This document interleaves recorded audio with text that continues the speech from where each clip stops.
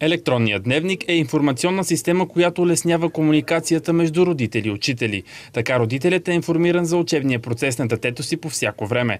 От дневника вече се възползват 80 училища в цялата страна. Още 600 са изявили желание да го използват през тази учебна година.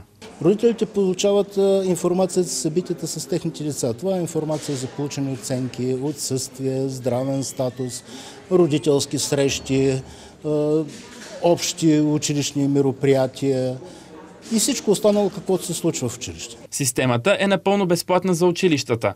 Родителите, които искат да получават ежедневно информация за детето си, трябва да платят чрез СМС сумата от 1,20 лева на месец.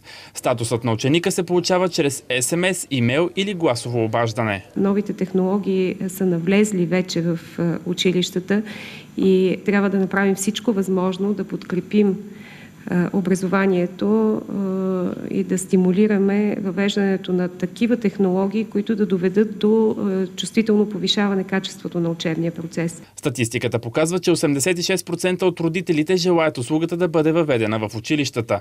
На същото мнение са и 90% от учителите.